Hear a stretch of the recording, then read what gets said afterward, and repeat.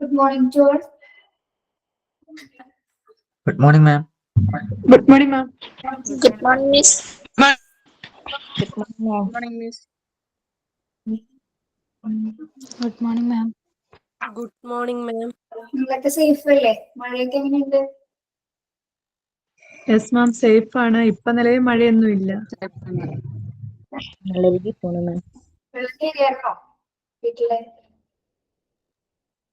ഇല്ല, വെള്ളമൊന്നും കയറിയില്ല. കേറില്ല. നമ്മള് ഹെൽത്ത് കെയർ സിസ്റ്റം നമ്മളെ കഴിഞ്ഞായിരുന്നില്ലേ ചാപ്റ്റർ? ഇല്ല മാം, ഇനി ഹോസ്പിറ്റൽ ഫങ്ഷൻസ് തൊട്ട് സ്റ്റാർട്ട് ചെയ്യണം 3rd ചാപ്റ്ററിന്റെ. ഹോസ്പിറ്റൽ ഫങ്ഷൻസ് ജസ്റ്റ് പറഞ്ഞു പോയായിരുന്നില്ലേ? ജസ്റ്റ് പറഞ്ഞില്ല, അതിന്റെ ബാലൻസ് എടുത്തിട്ടില്ല. ഇൻട്രാമ്യൂറൽ ഫങ്ഷൻസിന്റെ റീസ്റ്റോറേറ്റീവ് എന്ന് പറഞ്ഞുകൊണ്ട് അവിടെ തൊട്ട് എടുക്കാം. ശ്രദ്ധിച്ചിരുന്നാൽ മതി. ഓരോ ഫംഗ്ഷന്റെ ഉള്ളിൽ എന്തൊക്കെയാ വരുന്നത് മാത്രം നിങ്ങൾ നോട്ട് ചെയ്താൽ മതി കേട്ടോ. അതിന് എക്സ്ട്രാ ഒരുപാട് കാര്യങ്ങൾ ചോദിക്കില്ല.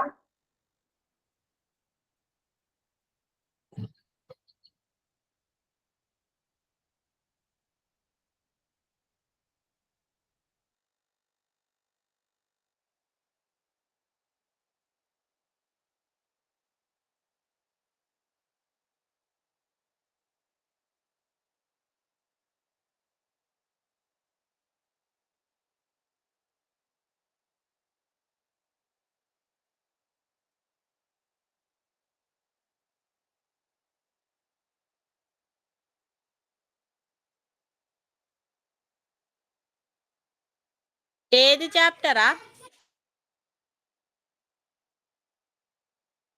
3rd chapter, health care system in India.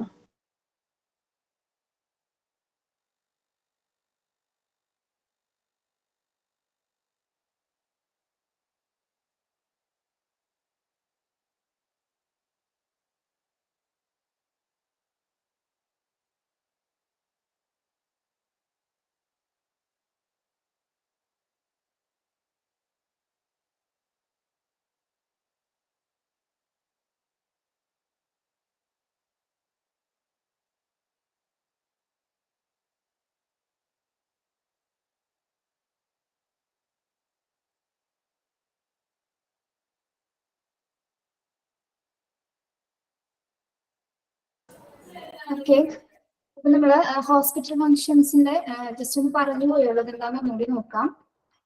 Hospital function നമ്മൾ രണ്ടായിട്ട് ക്ലാസിഫൈ ചെയ്യുന്നുണ്ട്. ഇൻട്രാമ്യൂറൽ ഫംഗ്ഷൻ എന്നും എക്സ്ട്രാമ്യൂറൽ ഫംഗ്ഷൻ എന്നും. കേൾക്കുന്നുണ്ടല്ലോ അല്ലേ?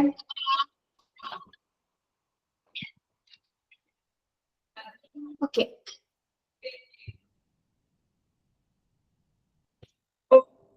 ഇൻട്രാമ്യൂറൽ ഫംഗ്ഷൻ എന്ന് പറഞ്ഞാൽ എന്താണ്? Service within the wall of hospital എന്നാണ്. ഹോസ്പിറ്റലിന് അകത്ത് നടക്കുന്ന സർവീസുകളാണ് ഇത് ഇൻട്രാമ്യൂറൽ ഫംഗ്ഷൻ എന്ന് പറയുന്നത്. ഇൻട്രാമ്യൂറൽ എന്താണ്? വിത്തിൻ അല്ലെ, ഉള്ളിലായിട്ട് ഹോസ്പിറ്റലിനകത്ത് നടക്കുന്ന പ്രവർത്തനങ്ങളാണ് എന്താ ഇൻട്രാമ്യൂറൽ ഫംഗ്ഷൻസ് എന്ന് പറയുന്നത്. എക്സ്ട്രാമ്യൂറൽ അപ്പോൾ എന്തായിരിക്കും? Service outside the wall of hospital. Service outside the wall of hospital, അതായത് ഹോസ്പിറ്റലിന് പുറത്ത് നടക്കുന്ന സർവീസുകളാണ് എക്സ്ട്രാമ്യൂറലില് വരുന്നത്. ഇതിൽ ഏറ്റവും ഇമ്പോർട്ടന്റ് എന്ന് പറയുന്നത് ഏതൊക്കെ ഫംഗ്ഷൻ ആണെന്നുള്ളത് ആദ്യം മനസ്സിലാക്കിയിരിക്കുക. ഇൻട്രാമ്യൂറലുണ്ട്, എക്സ്ട്രാമ്യൂറലുണ്ട് എന്നുള്ളതാണ് മനസ്സിലാക്കേണ്ടത് കേട്ടോ. ഇനി ഓരോന്നിലും എന്തെല്ലാമാണ് വരുന്നത് ജസ്റ്റ് നോക്കാം. ഇൻട്രാമ്യൂറൽ ഫംഗ്ഷൻ, ഇൻട്രാമ്യൂറൽ ഫംഗ്ഷൻസിൽ വരുന്നതാണ് എന്താ? റീസോറക്റ്റീവ് വരുന്നുണ്ട്, അതുപോലെ തന്നെ എഡ്യൂക്കേഷൻ, പ്രിവെന്റീവ്, റിസർച്ച് ഒക്കെ ഇതിനകത്ത് വരുന്നതാണ്. ഹോസ്പിറ്റലിന് അകത്ത് നടക്കുന്ന സർവീസസ് ആണ് അല്ലെ. ഇപ്പൊ ഡയഗ്നോസിസ് പ്രോസസ് എന്ന് പറയുന്നത് എവിടെ നടക്കുന്നതാണ്? ഹോസ്പിറ്റലിനകത്ത് നടക്കുന്ന സർവീസുകളാണ്. റീസോറക്റ്റീവ് എന്ന് വെച്ചാൽ എന്താണ്? പുനഃസ്ഥാപിക്കാൻ പറ്റുന്ന അല്ലെ, പുനഃസ്ഥാപിക്കുന്ന ഫംഗ്ഷനാണ് എന്താ ഇൻട്രാമ്യൂറലില് വരുന്നത്. സൗണ്ട് കുറവാണല്ലേ? ഓക്കെ,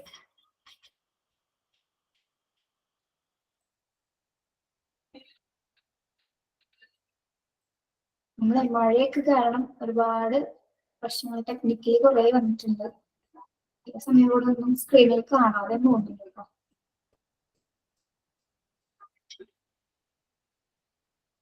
ഓക്കെ, റീസ്റ്റോറക്റ്റീവില് വരുന്നത് diagnostic. These consist of the inpatient service involving medical, surgical, and other specialties and special diagnosis. അപ്പോൾ ഡയഗ്നോസിസ് പ്രോസസ്സുകൾ എവിടെയാണ് നടക്കുന്നത്? ഹോസ്പിറ്റൽ അകത്ത് നടക്കുന്ന കാര്യങ്ങൾ. നിങ്ങൾക്ക് ജസ്റ്റ് അത് എന്താണെന്ന് മാത്രം മനസ്സിലാക്കിയാൽ വലിയ ഡീറ്റെയിൽ ആയിട്ട് പഠിക്കുന്ന കാര്യങ്ങളില്ല കേട്ടോ. കറക്റ്റീവ് എന്ന് പറയുന്നത് എന്താണ്? Treatment of all illness. എല്ലാ അസുഖങ്ങൾക്കുള്ള ചികിത്സേനെയാണ് എന്ന് പറയുന്നത് കറക്റ്റീവ് എന്ന് പറയുന്നത്. ദെൻ റിഹാബിലിറ്റേറ്റീവ് എന്താണ്? പുനരധിവാസം. ഏതൊക്കെ തരത്തിലുള്ള പുനരധിവാസമുണ്ട്? Physical, mental and social rehabilitation. ഭൗതികമായും മാനസികമായും സാമൂഹ്യമായിട്ടുള്ള പുനരധിവാസങ്ങൾ ഹോസ്പിറ്റലിനകത്ത് നടക്കുന്ന കാര്യങ്ങളാണ്. Care of emergencies, accident as well as diseases. എന്താണ്? അടിയന്തര പരിചരണവും അതുപോലെ തന്നെ എന്താണ് അപകടങ്ങളും രോഗങ്ങളും ഒക്കെ ഏതിന്റെ അകത്ത് വരുന്നതാണ്? റീസ്റ്റോറേറ്റീവിൽ വരുന്ന കാര്യങ്ങളാണ്. ഇതിന്റെ അകത്തൊക്കെ ഏതെല്ലാം വരുന്നു എന്ന് മാത്രം നിങ്ങൾ നോക്കിയാൽ മതി. ടെൻഷൻ അടിച്ച് പഠിക്കേണ്ട കാര്യമൊന്നുമില്ല കേട്ടോ. നെക്സ്റ്റ് വരുന്നത് പ്രിവെന്റീവ് ഫംഗ്ഷൻ. പ്രിവെന്റീവിൽ എന്തെല്ലാം വരുന്നുണ്ട്? Supervision of normal pregnancies and child birth. എന്താണ്? പ്രഗ്നൻസികളിലൊക്കെ മേൽനോട്ടം വരുന്നത് പ്രിവെന്റീവ് ഫംഗ്ഷനിൽ വരുന്ന കാര്യങ്ങളാണ്. അതുപോലെ തന്നെ child birth. Then supervision of normal growth and development of children. എന്താണ്?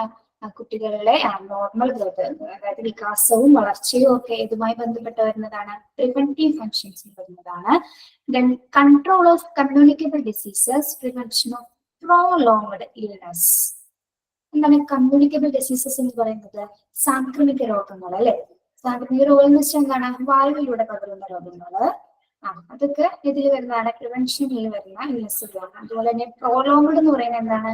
ഏറെക്കാലം നീണ്ടു നിൽക്കുന്ന രോഗങ്ങൾ. ഏറെക്കാലം നീണ്ടു നിൽക്കുന്ന രോഗങ്ങൾ എന്ന് പറയുന്നത് ഏതൊക്കെയാണ്? ഏറെക്കാലം നീണ്ടു നിൽക്കുന്ന രോഗങ്ങള്?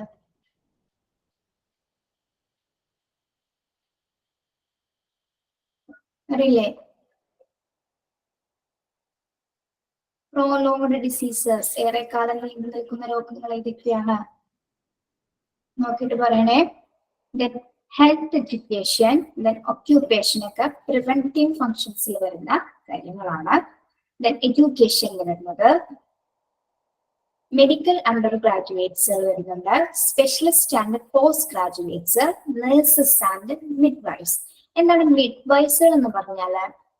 മിഡ് വൈഫ്സ് എന്ന് പറഞ്ഞാല് സൂതകർമ്മിണികള്. നമ്മളിപ്പോ ലേബർ റൂമില് അതുപോലെ തന്നെ നഴ്സുമാരെ അസിസ്റ്റ് ചെയ്യുന്ന കൂട്ടത്തിൽ തന്നെ കുറച്ച് സ്ത്രീകളെ കാണാനില്ലേ? കുട്ടികളെ എടുക്കുന്നതിനും പ്രഗ്നന്റ് ആയ ലേഡീസിനെ നോക്കുന്നതിനൊക്കെ കുറച്ച് സ്ത്രീകളെ നമ്മൾ കാണാറുണ്ട്. ഒന്നോ രണ്ടോ സ്ത്രീകൾ അവിടെ ഉണ്ടായിരിക്കും. അവരെ മിഡ് വൈഫ്സ് എന്നാണ് പറയപ്പെടുന്നത്. സൂതകർമ്മിണികൾ, മലയാളത്തിൽ അവരെ സൂതകർമ്മിണികൾ. മിഡ് വൈഫ്സ് എന്ന് പറഞ്ഞാല് നഴ്സിംഗ് അസിസ്റ്റന്റ് അല്ല, സൂതകർമ്മിണികൾ. അവരെ അവരുടെ കൂടെ നിന്ന് പരിചരിക്കുന്നവരെയാണ് മിഡ് വൈഫ്സ് എന്ന് പറയുന്നത്.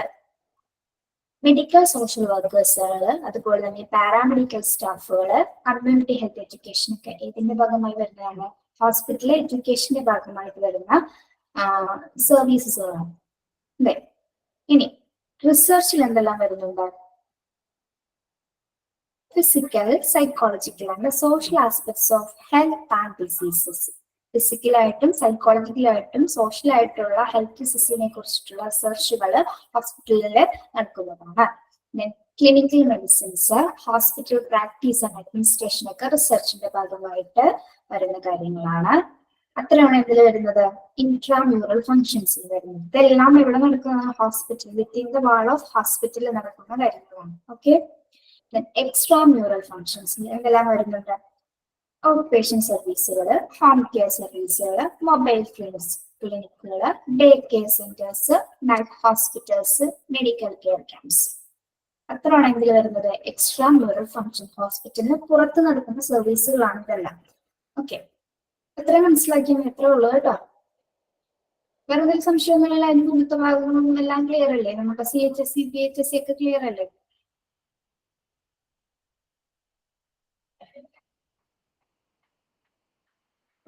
ഓക്കെ ആണ്. ഓക്കെ,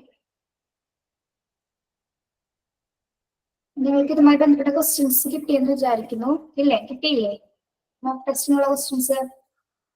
നൈറ്റ് ഹോസ്പിറ്റൽസ് എന്ന് ഉദ്ദേശിക്കുന്നത് എന്താണ്? നൈറ്റ് ഹോസ്പിറ്റൽ എന്ന് പറയുമ്പോൾ എന്തായിരിക്കും?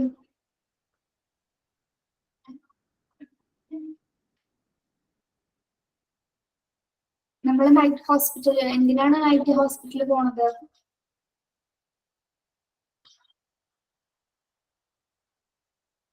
നമ്മുടെ കാഷ്വാലിറ്റി സർവീസ് ആണ് അവിടെ ഉദ്ദേശിക്കുന്നത് കേട്ടോ. നൈറ്റ് ഹോസ്പിറ്റലിൽ ഉദ്ദേശിക്കുന്നത് കാഷ്വാലിറ്റി സർവീസുകൾ തന്നെയാണ് കേട്ടോ. ഇപ്പൊ ഹോസ്പിറ്റലിന് പുറത്ത് തന്നെ പെട്ടെന്നുള്ള എന്തെങ്കിലും ശുശ്രൂഷകൾക്ക് വേണ്ടിയിട്ടുള്ള സൗകര്യങ്ങൾ ഒരുക്കിക്കൊണ്ടുള്ള എന്താണ് ചികിത്സാർത്ഥികൾക്കുള്ള കുറച്ച് സൗകര്യങ്ങൾ പുറത്ത് തന്നെ ചിട്ടപ്പെടുത്തിയിട്ടുണ്ടാവും. അത് അതിനെയാണ് എന്ത് പറയുന്നത് നൈറ്റ് ഹോസ്പിറ്റലുകൾ എന്ന് ഉദ്ദേശിക്കുന്നത്.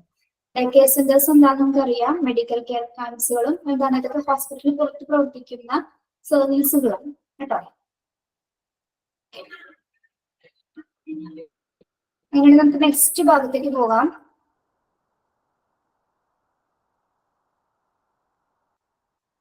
ഇച്ചിരി ഡ്രൈ ആയിട്ടുള്ള ഏരിയ ആണ്, ശ്രദ്ധിച്ചിരിക്കണം കേട്ടോ.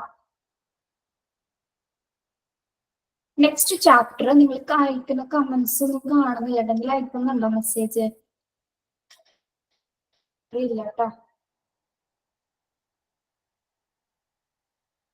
Okay, chapter 14 operation theatre OT. ഒന്നും കൂടി പറയാമോ? ഒന്നും കൂടി പറയുമെന്നാണ് ഉദ്ദേശിക്കുന്നത്. എന്താണ് നിഷില ചോദിക്കുന്നത്? എന്തോ ഒന്നും കൂടി പറയുമോ എന്നാണ്.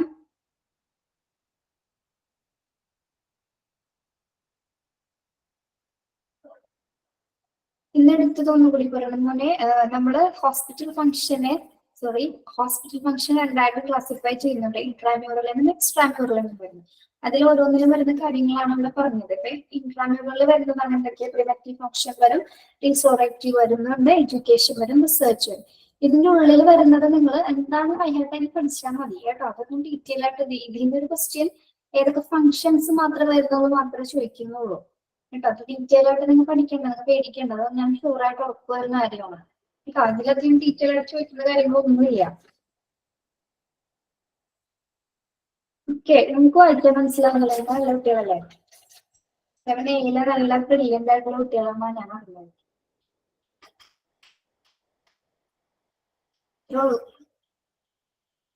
14 പറഞ്ഞോട്ടെ, ചാപ്റ്റർ 14.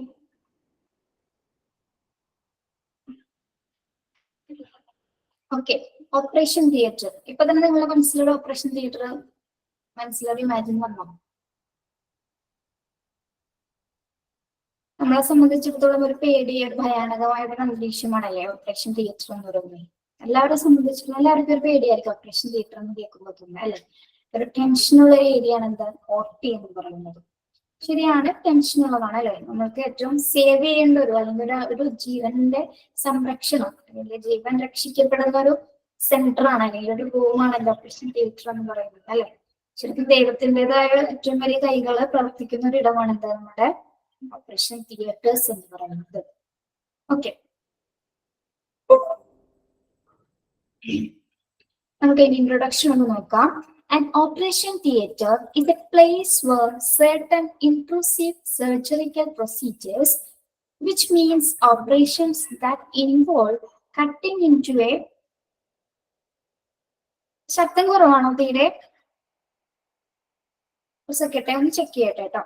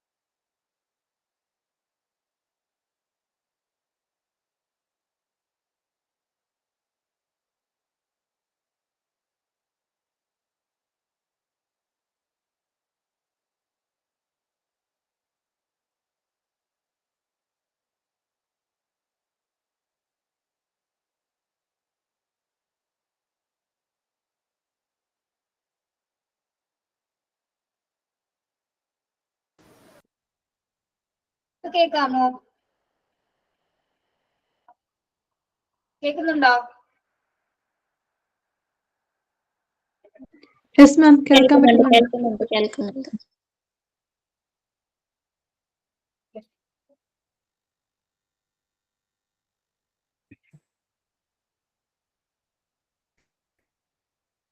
ഓക്കെ,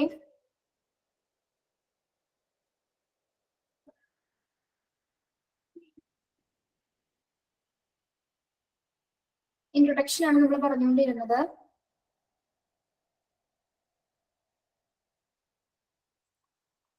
സ്ക്രീൻ കാണുന്നില്ലേ? അയ്യോ, എന്തൊക്കെ പ്രശ്നങ്ങളാണെന്നല്ലേ. ഇപ്പൊ കാണാമോ?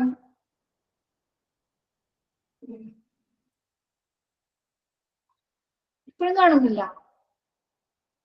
കാണുന്നില്ല? ഇപ്പോഴും കുട്ടികളെ കാണുന്നുണ്ടോ? മാം സ്ക്രീൻ കാണുന്നില്ല? ഓക്കെ ഓക്കെ, നോക്കട്ടെ.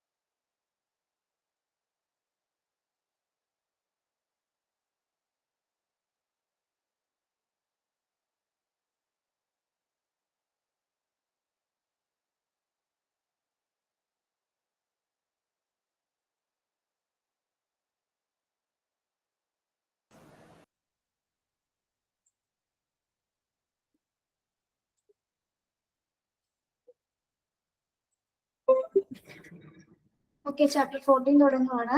Introduction and operation theatre. കേൾക്കാമല്ലോ നമുക്ക്?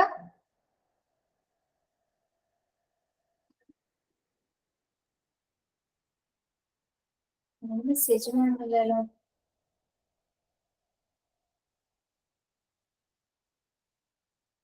Yes, an operation theatre is a place where certain intrusive surgical procedures, which means operation that involve cutting into a working inside a patient's body, take place. This may contain either minimally invasive procedures such as keyhole surgery, where cameras and laparoscope are inserted through small incisions, or open surgery where surgeons make larger cuts to reach the internal organs. Robot-assisted surgery allows surgeons to perform certain procedures through small incisions. Operation theatre is otherwise known as OR, operating rooms. അപ്പോൾ എന്താണ് ഒരു operation theatre എന്ന് പറയുന്നത്? It's a place where certain intrusive surgical procedures അല്ലെ, ശാസ്ത്രക്രിയകള്, ഇൻട്രൻസീവ് surgical എന്നതാണ് ശാസ്ത്രക്രിയകള് നടക്കുന്ന ഒരു പ്ലേസിനെയാണ് നമ്മൾ എന്ത് പറയുന്നത്? പ്രൊസീജിയേഴ്സ് നടക്കുന്ന പ്ലേസസ് ആണ് എന്ത് ഓപ്പറേഷൻ തിയേറ്ററുകൾ എന്ന് പറയുന്നത്. എന്തെല്ലാം ശാസ്ത്രക്രിയകളാണ് അവിടെ നടക്കുന്നത്? എന്തെല്ലാം പ്രൊസീജിയേഴ്സ് ആണ് അവിടെ നടക്കുന്നത്?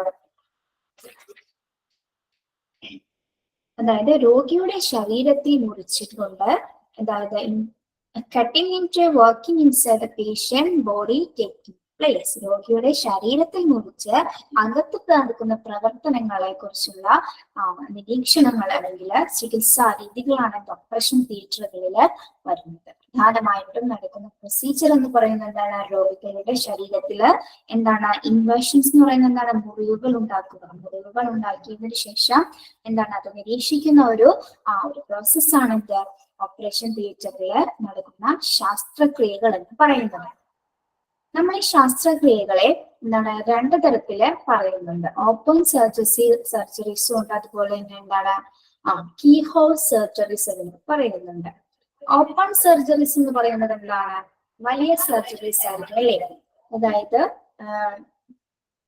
surgeons make a larger cuts to reach the internal organs.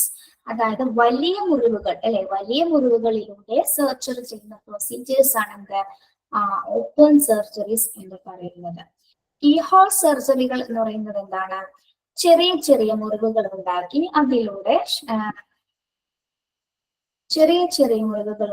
അതിലൂടെ എന്താണ് സർജറി ചെയ്യുന്ന പ്രോസസ് ആണ് കീഹോൾ പ്രോസസ് എന്ന് പറയുന്നത്. ഈ കീഹോൾ സർജറി അതിലേക്ക് എന്താണ് ലാപ്രോസ്കോപ്പിക് സർജറി എന്നോ കീഹോൾ സർജറിയെ അറിയുന്ന മറ്റൊരു പേരാണ്. ഓക്കെ, എന്താണ് ഓപ്പറേഷൻ തിയേറ്റർ എന്ന് പറഞ്ഞാല്? Operation theatre is A place where certain intrusive surgical procedures, which means operation that involve cutting into and working inside a patient's body take place.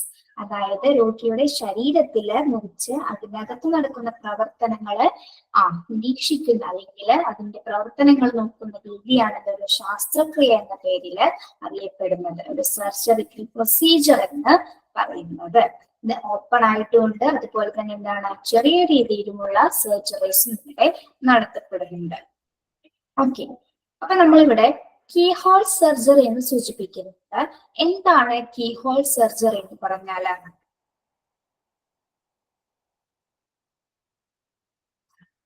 Keyhole സർജറികൾ ചെയ്തിട്ടുള്ള ആരെങ്കിലും ഉണ്ടോ ഈ കൂട്ടത്തില്? അവർക്ക് വ്യക്തമായിട്ട് അറിയാൻ സാധിക്കും എന്താണ് കീഹോൾ ശസ്ത്രക്രിയ എന്ന് പറഞ്ഞാൽ. അതായത് നമ്മളുടെ ചെറിയ ചെറിയ മുറിവുകൾ, ശരീരത്തിലെ ചെറിയ ചെറിയ മുറിവുകളിലൂടെ, അതായത് small incisions are made to insert camera അല്ലെ, ചെറിയ ചെറിയ മുറിവുകളിലൂടെ ക്യാമറകളും അതുപോലെ തന്നെ എന്താണ് കീഹോൾ സർജറി പോലുള്ള നടപടിക്രമങ്ങൾ നടത്തപ്പെടുന്നത് എങ്ങനെയാണ്? ചെറിയ ചെറിയ മുറിവുകൾ ഉണ്ടായത് 1-1.5 സെന്റിമീറ്റർ നീളമുള്ള മുറിവുകൾ ഉണ്ടാക്കിയതിനു ശേഷം ഏതാനും മുറിവുകളിലൂടെ എന്താണ് ക്യാമറ സോഴ്സസും അതുപോലെ തന്നെ എക്യുപ്മെന്റ്സും കടത്തിവിടുകയും അതുപോലെ തന്നെ എന്താണ് ഒരു മുറിവിലൂടെ നമ്മളെ ക്യാമറയും ലൈറ്റ് റിസോഴ്സസും കടത്തിവിടുന്നു. അതുപോലെ തന്നെ മറ്റു മുറിവിലൂടെ എന്താണ് ബാക്കിയുള്ള ഇൻസ്ട്രുമെന്റ്സ് കടത്തിവിട്ടിട്ടാണ് ഈ ശസ്ത്രക്രിയകൾ നടത്തപ്പെടുന്നത്. എന്താണ് 1-1.5 സെന്റിമീറ്റർ വരെ വീതിയുള്ള ചെറിയ മുറിവുകൾ ആദ്യം ഉണ്ടാക്കുന്നത് അല്ലെ. അതിനുശേഷം എന്താണ് ഈ മുറിവിൽ കൂടി ലൈറ്റ്സ് റിസോഴ്സസും അതുപോലെ തന്നെ ക്യാമറകളും എന്താണ് അകത്തേക്ക് കടത്തിവിടുകയും ബാക്കിയുള്ള മുറിവിൽ കൂടി എന്താണ് ബാക്കിയുള്ള 3-4 മുറിവുകളില് എന്ത് ചെയ്യപ്പെടുന്നു? ഇൻസ്ട്രുമെന്റ്സ് കടത്തിവിട്ടുകൊണ്ടാണ് ഈ ശസ്ത്രക്രിയ നടത്തപ്പെടുന്നത്. ഓക്കെ, ഇനി ഇത്തരത്തിലുള്ള ശസ്ത്രക്രിയകൾ മാത്രമാണോ ഒരു ഓപ്പറേഷൻ തിയേറ്ററിൽ നടത്തപ്പെടുന്നത്? അല്ല, മറ്റ് ഓപ്പൺ സർജറീസും ഇവിടെ നടത്തപ്പെടുന്നുണ്ട്. വലിയ വലിയ സർജറീസും ഓപ്പറേഷൻ തിയേറ്ററുകളിൽ നടത്തപ്പെടുന്നുണ്ട്. ഓക്കെ,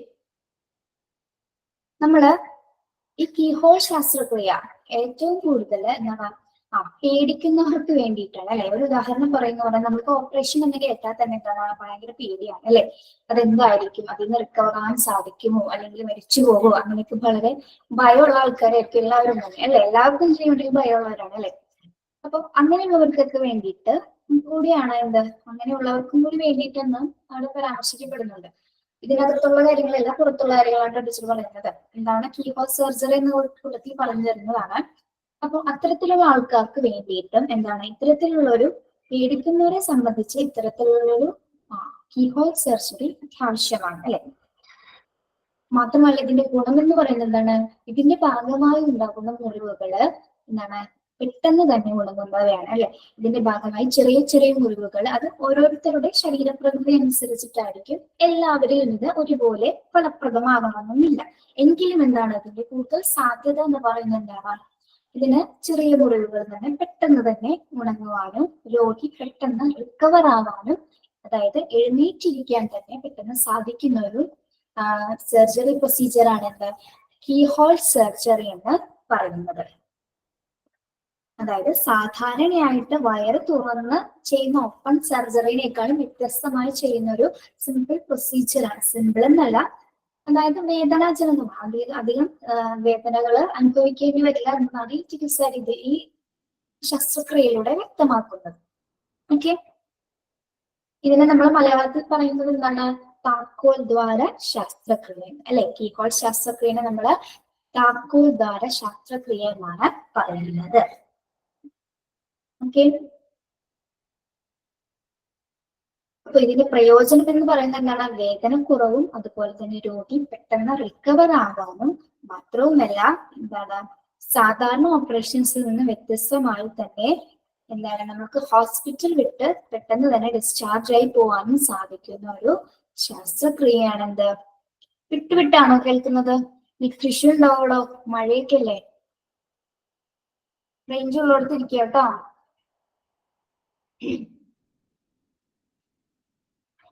നമ്മൾ എന്താ പറഞ്ഞത്? കീഹോൾ ശസ്ത്രക്രിയനെ കുറിച്ചല്ലേ. ഓക്കെ, അപ്പൊ എന്താണ് നമുക്ക് സാധാരണ ഓപ്പറേഷൻസിൽ നിന്നും വ്യത്യസ്തമായിട്ട് തന്നെ പെട്ടെന്ന് റിക്കവർ ആവാനും നമുക്ക് പെട്ടെന്ന് തന്നെ ഹോസ്പിറ്റല് ഡിസ്ചാർജ് ചെയ്ത് പോകാനും സാധിക്കുന്ന അധികം റെസ്റ്റ് വേണ്ടാത്ത ഒരു സർജറിയാണ് എന്ത് കീഹോൾ സർജറി എന്ന് പറയുന്നത്. ഓക്കെ, ഈ കീഹോൾ സർജറി നമ്മൾ 2 ടൈപ്സിലും പറയുന്നുണ്ട്.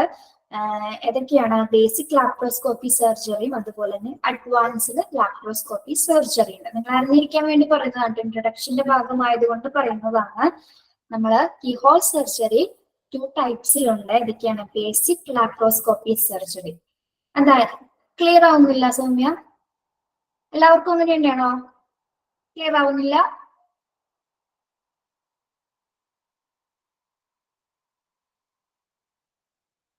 ശ്രീലക്ഷ്മി നോയിൽ ഇട്ടാക്കുന്നത് ക്ലിയർ ആവുന്നില്ല എന്നാണോ? കേൾക്കാം.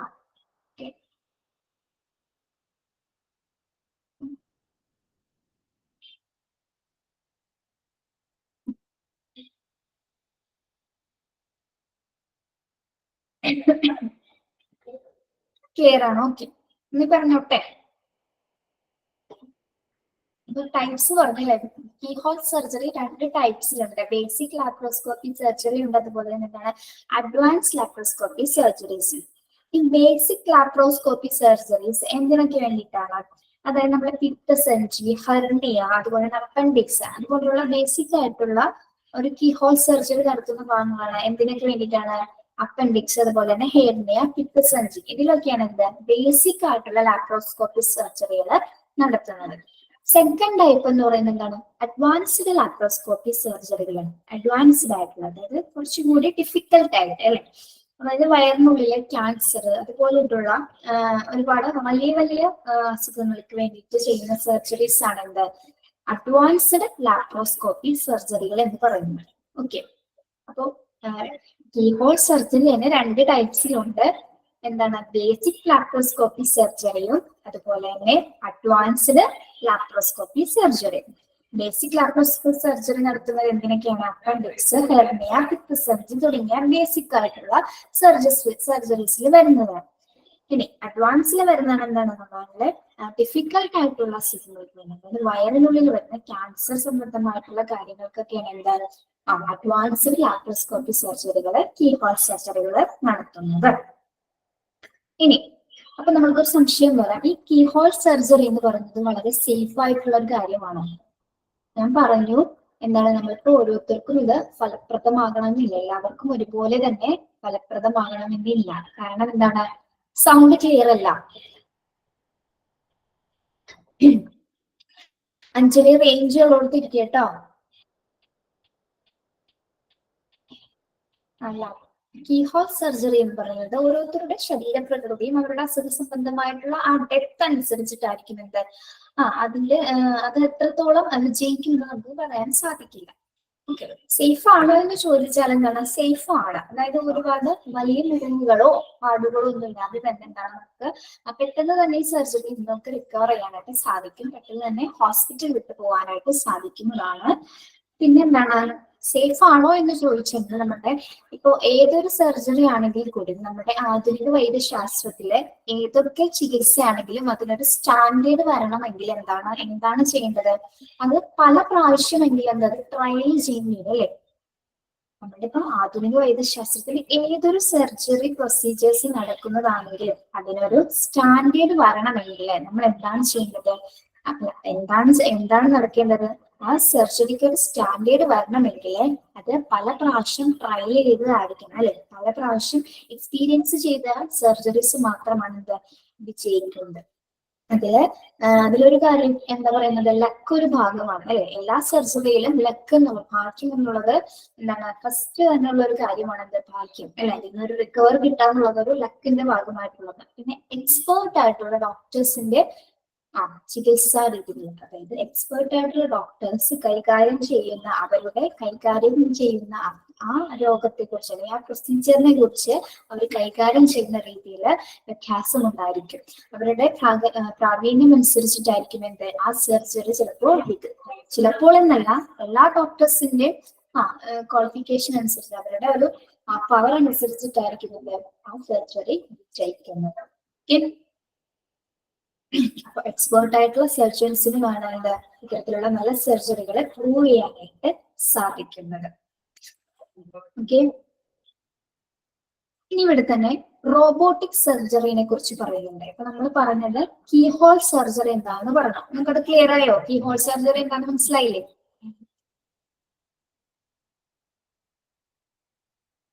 കീഹോൾ സർജറി എന്താണെന്ന് മനസ്സിലായോ?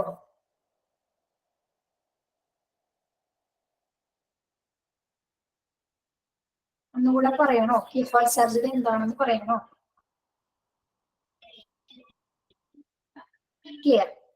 ഇനി എന്താണ് റോബോട്ട് അസിസ്റ്റഡ് സർജറി എന്ന് പറഞ്ഞാല്? റോബോട്ട് അസിസ്റ്റഡ് സർജറി എന്ന് പറഞ്ഞാല് റോബോട്ടിക് സംവിധാനങ്ങൾ ഉപയോഗിച്ചുകൊണ്ട് നടത്തുന്ന ശാസ്ത്രക്രിയകളാണ്. എന്താണ്? റോബോട്ടിക് സംവിധാനങ്ങൾ ഉപയോഗിച്ചുകൊണ്ട് നടത്തുന്ന ശാസ്ത്രക്രിയകളാണ് എന്ത്? റോബോട്ട് അസിസ്റ്റഡ് സർജറി എന്ന് പറയുന്നത്. ഇത് പൂർണ്ണമായിട്ടും കമ്പ്യൂട്ടർ നിയന്ത്രിതമായിട്ടുള്ള സർജറിയാണ്. എന്താണ് റോബോട്ടിക് സർജറികൾ എന്ന് പറയുന്നത്?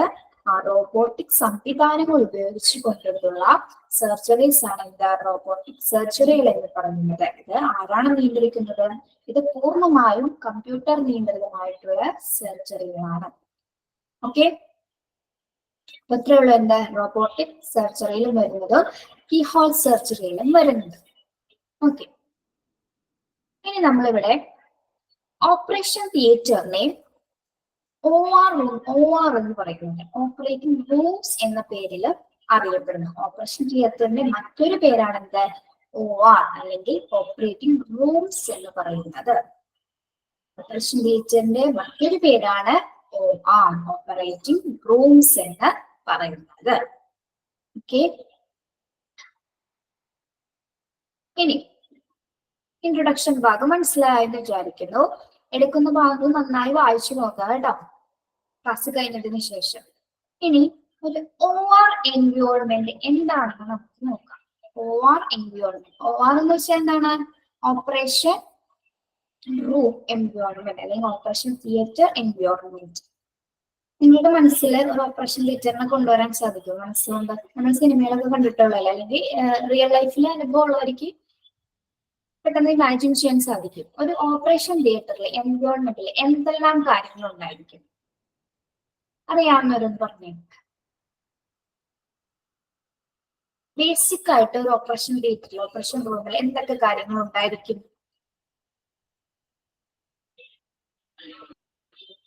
സ്റ്റെറിലൈൻ റൂം ഉണ്ടായിരിക്കും.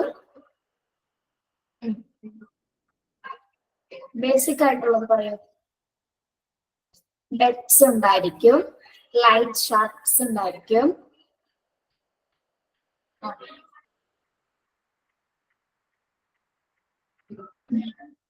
നല്ല കുട്ടികളാ, പാരഗ്രാഫിൽ നോക്കാതെയാണ് ആൻസർ പറയണം അല്ലെ? AC ഉണ്ടായിരിക്കും, മെഷീൻസ് ഉണ്ടായിരിക്കും. ഓക്കെ, എപ്പോഴും അത്യാവശ്യ കാര്യങ്ങളൊന്നും പറയുന്നില്ല വേറെ. മെഷീൻസ് ഉണ്ടാവും. ഓക്കെ, നോക്കാം, നമുക്ക് എന്തൊക്കെയാണെന്ന് നോക്കാം കേട്ടോ. ഇവിടെ എന്തൊക്കെയാ പറഞ്ഞിരിക്കുന്നത് നോക്കാം. ഓപ്പറേറ്റിംഗ് റൂംസ് ആ ഡോക്ടർ ഉണ്ടായിരിക്കും അല്ലേ? ഓപ്പറേഷൻ തിയേറ്ററിൽ ഡോക്ടർ വേണമല്ലോ നിശ്ല. ഓക്കെ, എന്നാലല്ലേ എന്തെങ്കിലും അവിടെ നടക്കുള്ളൂ അല്ലേ? ഡോക്ടർ മാത്രം മതിയോ? നേഴ്സ് വേണം. ഓക്കെ, ഡോക്ടറും നേഴ്സും വേണം. പിന്നെ മെക്കാനിക്കൽ എക്യുപ്മെന്റ്സ് വേണം. ഒരു രോഗി വേണ്ടേടോ? പേഷ്യൻസ് വേണ്ടേടോ? ഒരു പേഷ്യന്റെങ്കിലും വേണ്ടേ? ഓപ്പറേഷൻ റൂമിൽ വേണോ? ഇതിന്റെ ആവശ്യമുണ്ടോ? അസിസ്റ്റന്റ് ഉണ്ടായിരിക്കും. Okay okay okay okay. അപ്പൊ ഓപ്പറേറ്റിംഗ് റൂംസ് ആ ജെം ഫ്രീ എൻവയോൺമെന്റ്സ്. എന്താണ് ഓപ്പറേറ്റിംഗ് റൂംസ് എന്ന് പറയുന്നത്? എന്താണ് ജെം ഫ്രീ എൻവയോൺമെന്റ് എന്ന് പറഞ്ഞാൽ എന്താണ്? അണുവിമുക്തമായിരിക്കുന്ന ഒരു അന്തരീക്ഷമായിരിക്കണം എന്ത് ഓപ്പറേഷൻ തിയേറ്ററിന്റെ ബേസിക് ആയിട്ട് വേണ്ടത് അല്ലെ? ഒരു ഓപ്പറേഷൻ തിയേറ്റർ എന്ന് പറയുന്ന ഏറ്റവും ഹൈജീനിക് ആയിട്ടുള്ള ഒരു പ്ലേസ് ആയിരിക്കണം അല്ലെ? എന്നാൽ ഒരു യാതൊരു തരത്തിലുള്ള ഇൻഫെക്ഷൻസും എന്തിനും ഉണ്ടാവാൻ പാടില്ല ഓപ്പറേഷൻ തിയേറ്ററിൽ. ആ എൻവയോൺമെന്റിൽ ഉണ്ടാവാൻ പാടില്ല. അപ്പൊ operating rooms are germ free environments. എന്താണ്? അണുവിമുക്തമായ അന്തരീക്ഷമായിരിക്കണം ഒരു ഓപ്പറേഷൻ റൂമില് ഉണ്ടായിരിക്കേണ്ടത്.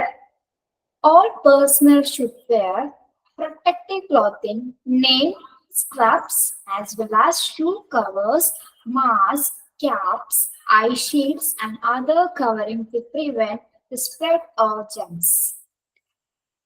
എന്തൊക്കെയാണ് ഒരു ഓപ്പറേഷൻ തിയേറ്ററിലുള്ളവര് വേറെ ധരിക്കേണ്ടത് എന്തെല്ലാം കാര്യങ്ങളാണ്? Protective clothings. എന്താണ് പ്രൊട്ടക്റ്റീവ് ക്ലോത്തിങ് എന്ന് പറയുന്നത്? ഓപ്പറേഷൻ റൂമിൽ നമ്മൾ ധരിക്കേണ്ട എന്തൊക്കെ സാധനങ്ങളാണ്? എന്തെല്ലാം വെയേഴ്സുകളാണ്? സ്ക്രബ്സ് വരുന്നുണ്ട്. അതുപോലെ എന്താണ്? ഷൂ കവേഴ്സ്, മാസ്കുകള്, ക്യാപ്പുകള്. നിങ്ങൾ ആ തിയേറ്ററില് ഓപ്പറേഷൻ തിയേറ്ററിലെ ഒരു ഡോക്ടറെയോ നഴ്സിനെ സങ്കല്പിക്കുക. അവരുടെ വേഷവിധാനങ്ങളൊന്ന് ആലോചിച്ച് നോക്കിയേ. അപ്പൊ തന്നെ നമുക്ക് മനസ്സിലാവും അല്ലെ? എന്താണ് ഒരു ഷോർട്സ് ഉണ്ടാവും, മാസ്ക് ധരിച്ചിട്ടുണ്ടാവും, ക്യാപ്സ് വെച്ചിട്ടുണ്ടാവും, പച്ച കളറിൽ അല്ലെ? പച്ച അനിയലോ ഇപ്പൊ 2 കളറിലൊക്കെ വരുന്നുണ്ട്, വൈറ്റ് ഉണ്ടാവും അല്ലെ?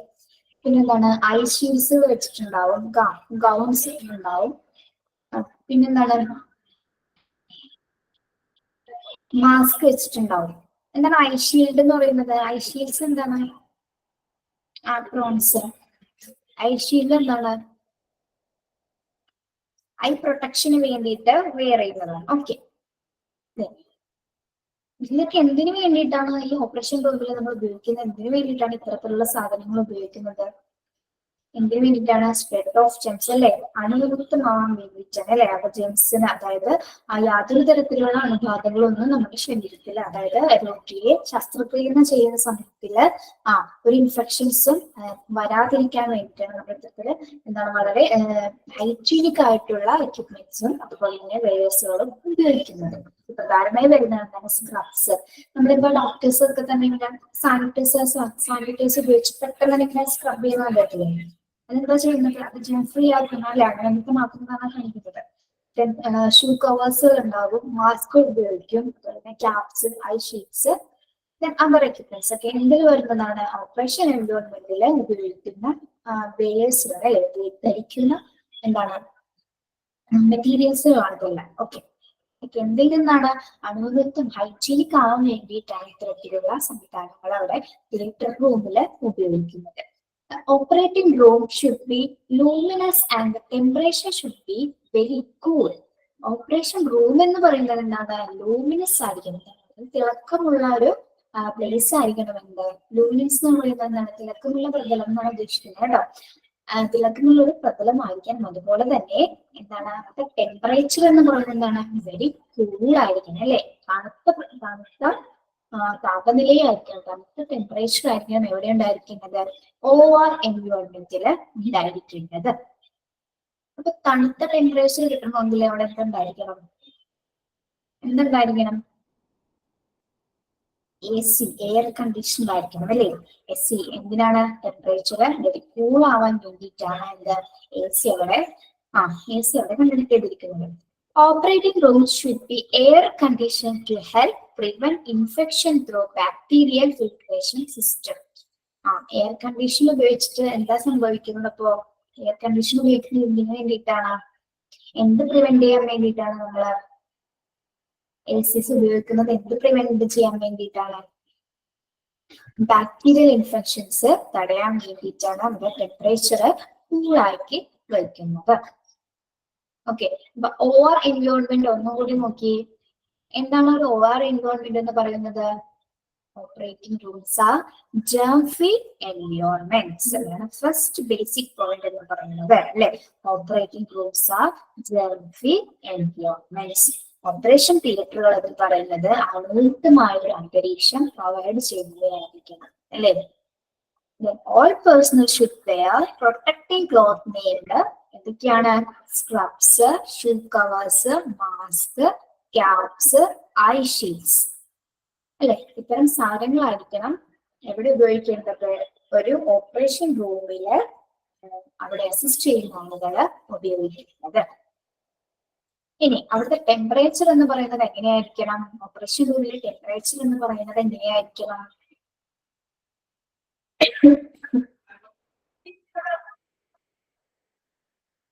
അയ്യോ, കേൾക്കുന്നില്ലേ? കൂളായിരിക്കണം. ഓക്കെ, ഓപ്പറേഷൻ തിയേറ്ററിലെ ടെമ്പറേച്ചർ കൂളായിരിക്കണം. അതിനു വേണ്ടിയിട്ടാണ് നമ്മൾ എന്ത് ഉപയോഗിക്കുന്നത്? അവിടെ എയർ കണ്ടീഷനിങ് ഫെസിലിറ്റീസ് ഉപയോഗിക്കുന്നത്.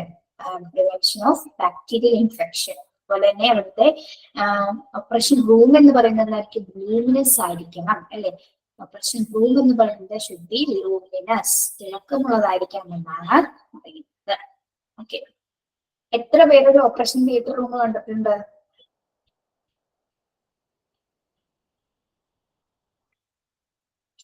യെസ്, വിഷ്ണുപ്രിയ. ഓക്കെ,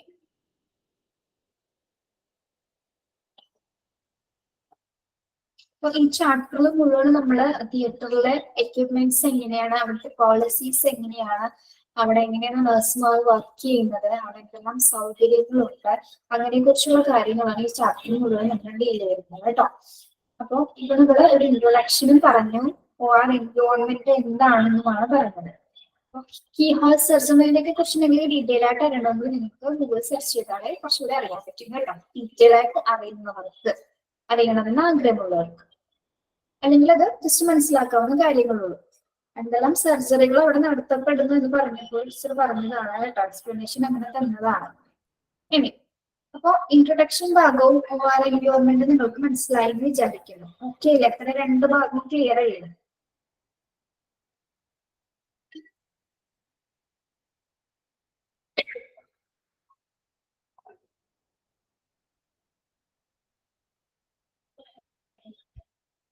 നിങ്ങൾക്ക് കേൾക്കാഞ്ഞിട്ടാണോ? അതിന് മെസ്സേജ് വരുന്നില്ലല്ലോ. യെസ്,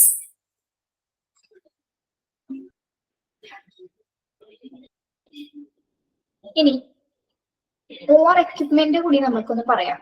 OR എക്യുപ്മെന്റ്സ് അതായത് ഓപ്പറേഷൻ തിയേറ്ററിലുള്ള എക്യുപ്മെന്റ്സുകൾ എന്തെല്ലാമാണ്, എന്തെല്ലാം ഉപകരണങ്ങളായിരിക്കാം അവിടെ പ്രധാനമായും ഉണ്ടായിരിക്കേണ്ടത്. നമുക്ക് ജസ്റ്റ് വായിച്ചു നോക്കാം. An operating room has special equipment like respiratory and cardiac support. ഓപ്പറേഷൻ റൂമിലുള്ള ഏറ്റവും സ്പെഷ്യൽ എക്യുപ്മെന്റ് എന്ന് പറയുന്നത് നമ്മൾക്കറിയാം. കീ ഹോൾ ഒന്നുകൂടി പറയണോ? ഒരു കീ ഹോൾ എന്ന് പറയുന്നത് എന്താണ്? ഒരു സ്മോൾ സർജറി ആണ് അല്ലെ. അധികം റിസ്കുകളൊന്നും ഇല്ലാത്തൊരു സർജറി ആണ് കീ ഹോൾ സർജറി എന്ന് പറയുന്നത്. ഓക്കെ, ഇതില് എന്താണ്? ചെറിയ ചെറിയ മുറിവുകള് നമ്മുടെ ശരീരത്തിൽ ഉണ്ടാക്കിയതിനു ശേഷം ഓരോ മുറിവുകളിലൂടെ എന്താ ചെയ്യുന്നത്? ആദ്യ മുറിവുകളിലൂടെ ക്യാമറയും ലൈറ്റ് സോഴ്സസും ഒരു മുറിവുകളിലൂടെ കടത്തിവിടുന്നു. മറ്റു മുറിവുകളിലൂടെ എക്യുപ്മെന്റ്സ് കടത്തിവിട്ടിട്ടാണ് ഈ ശാസ്ത്രക്രിയ ചെയ്യുന്നത്. അത്രയും മനസ്സിലായോ? എന്താണ്? 1 സെന്റിമീറ്ററോ 1.5 സെന്റിമീറ്ററോ വീതിയുള്ള മുറിവുകള് നമ്മുടെ ശരീരത്തില് ക്രിയേറ്റ് ചെയ്യുന്നത് അല്ലെ. മുറിച്ചതിന് ശേഷം ഉണ്ടാകാം ഒരു മുറിവിലൂടെ ലൈറ്റ് റിസോഴ്സസും അതുപോലെ തന്നെ ക്യാമറകളും കടത്തിവിടുന്നു. മറ്റു മുറിവിലൂടെ എന്താ ചെയ്യുന്നത്? മറ്റു മുറിവിലൂടെ മറ്റ് എക്യുപ്മെന്റ്സുകളും കടത്തിവിട്ടതിന് ശേഷമാണ് ഈ സർജറി പ്രൊസീജിയർ അവിടെ നടത്തപ്പെടുന്നത്. ഓക്കെ അല്ലേ?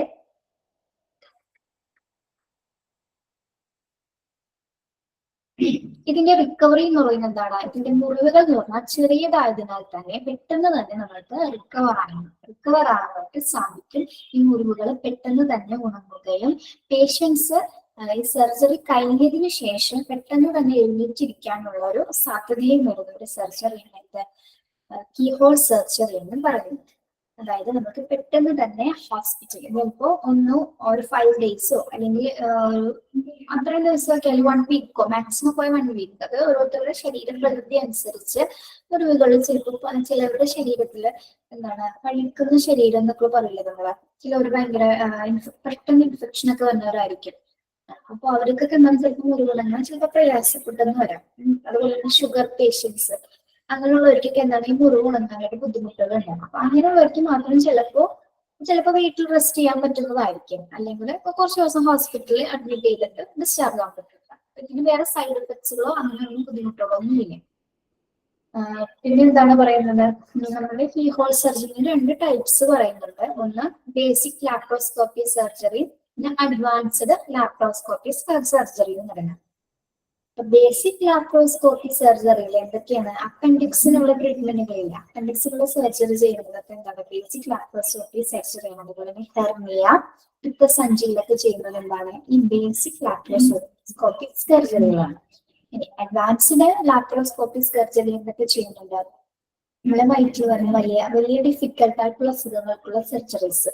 ഒരു എക്സാമ്പിൾ ആണ് വയറിനുള്ളിൽ വരുന്ന ക്യാൻസർ സംബന്ധമായിട്ടുള്ള ശസ്ത്രക്രിയകളൊക്കെ ചെയ്യുന്നത് എന്തിലൂടെ വഴിയാണ്? അഡ്വാൻസ്ഡ് ലാപ്രോസ്കോപ്പി സർജറി വഴിയില്ല.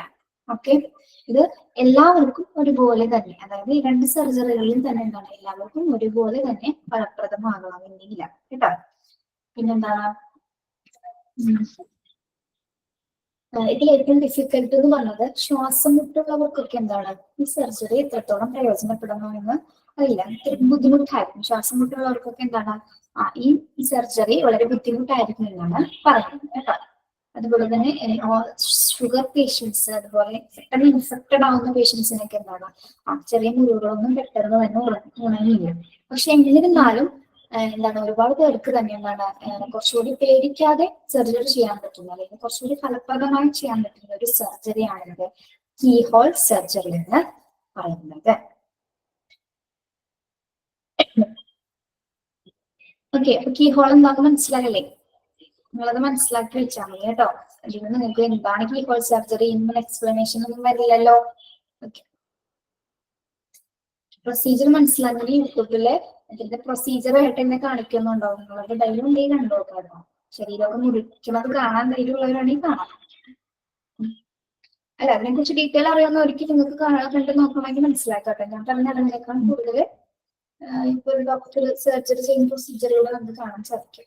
ഓക്കെ, അപ്പൊ റോബോട്ടിക് അസിസ്റ്റഡ് സർജറി എന്താണെന്ന് പറയാനുള്ള റോബോട്ടിക് ടൂൾസുകൾ ഉപയോഗിച്ചിട്ട് കമ്പ്യൂട്ടറിന്റെ കേന്ദ്രീകരിച്ചുകൊണ്ടുള്ള ഒരു സർജറിയാണ്. കമ്പ്യൂട്ടറാണ് അതിന്റെ പ്രവർത്തനങ്ങൾ നിയന്ത്രിക്കുന്നത്. റോബോട്ടിക് സർജറി എന്ന് പറയുന്നത് അതുമായി ബന്ധപ്പെട്ടതാണ്. ഓക്കെ, ഓരോ OR എൻവയോൺമെന്റിൽ എന്തൊക്കെ ഉണ്ടായിരിക്കും എന്ന് പറയുന്നത് ജെൻസി എൻവയോൺമെന്റ് ആയിരിക്കും. പേഴ്സണൽ ആയിട്ട് നമ്മൾ വെയർ ചെയ്യേണ്ട കാര്യങ്ങൾ എന്തൊക്കെയാണ്? സ്ട്രപ്സുകള്, shoe covers, mask, caps, eye shields. Okay, ഇത്തരം കാര്യങ്ങളാണ് എല്ലാവരും ഓപ്പറേഷൻ റൂമിൽ നമ്മൾ ഉപയോഗിക്കുന്നത്, അഥവാ എൻവയോൺമെന്റിൽ ഉപയോഗിക്കേണ്ടത്. എന്തിനു വേണ്ടിയിട്ട്? ജെം ഫ്രീ ആവുന്നതിൽ അണുക്കൾ പകരാതിരിക്കാൻ വേണ്ടിയിട്ടാണ് ഇത്തരത്തിലുള്ള പ്രൊട്ടക്റ്റീവ് ആയിട്ടുള്ള വെയിൽസുകൾ ഉപയോഗിക്കുന്നത്. ഇനി ഇവിടുത്തെ റൂമിൽ എന്ന് പറയുന്നത് ലൂമിനസ് ആയിരിക്കണം, തിളക്കമുള്ള ഒരു പ്രതലങ്ങളായിരിക്കണം ഇവിടെ ഉണ്ടായിരിക്കേണ്ടത്. OR എൻവയോൺമെന്റിൽ ഉണ്ടായിരിക്കുന്നത്.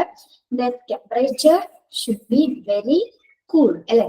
ടെമ്പറേച്ചർ തണുത്തതായിരിക്കണം, അല്ലെ?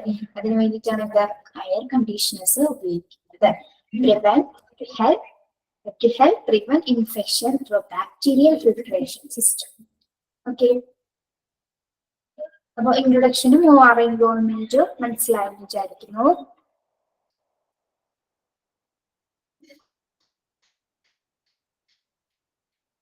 ഇനി കീഹോൾ സർജറിയും റോബോട്ടിക് സർജറിയൊക്കെ മനസ്സിലാക്കാൻ ആരെങ്കിലും ഉണ്ടോ?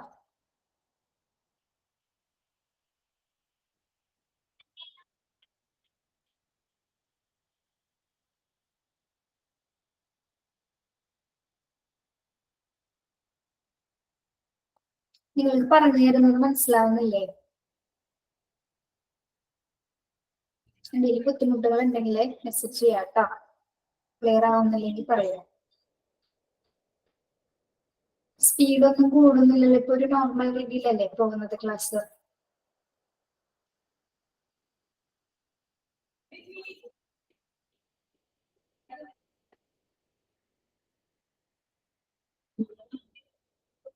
അപ്പൊ ഇതിന്റെ അടുത്ത ഭാഗങ്ങൾ ഓയർ എക്യുപ്മെന്റ്സും പിന്നെ സ്റ്റാഫ്സിന്റെ ഓപ്പറേറ്റിംഗ് തിയേറ്ററിൽ എന്തൊക്കെ ഫോളോ ചെയ്യുന്നതൊക്കെ നമുക്ക് അടുത്ത ക്ലാസ്സിൽ ഡിസ്കസ് ചെയ്യാം കേട്ടോ. ഇതൊരു ഡ്രൈ ഏരിയ ആണ്, നമ്മളിങ്ങനെ ശ്രദ്ധിച്ചിരുന്ന് കേട്ടു പോകാം. ക്വസ്റ്റ്യൻസ് മോക്ക് ടെസ്റ്റിനുള്ള ക്വസ്റ്റ്യൻസ് ഇതാട്ടോ. ഈ രണ്ട് ഭാഗങ്ങളും ഇൻട്രൊഡക്ഷനും ഓർ എൻവയോൺമെന്റ് നന്നായിട്ട് വായിക്കുക പഠിക്കുക കേട്ടോ. അപ്പൊ വേറെ സംശയങ്ങളൊന്നും ഇല്ലെങ്കിൽ നമുക്കിന്ന് വൈൻഡപ്പ് ചെയ്യാം. Okay, thank you. എല്ലാവരും സേഫ് ആയിട്ടൊക്കെ ഇരിക്കട്ടോ, മഴയൊക്കെയാണ്.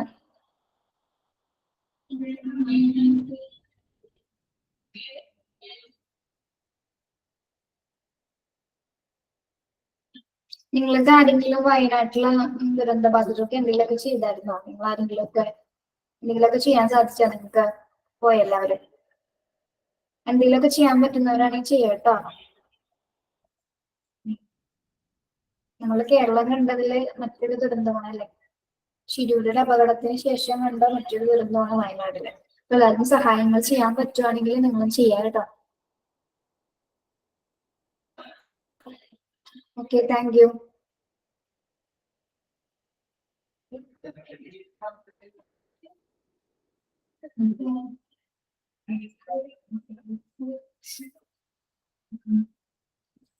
Okay.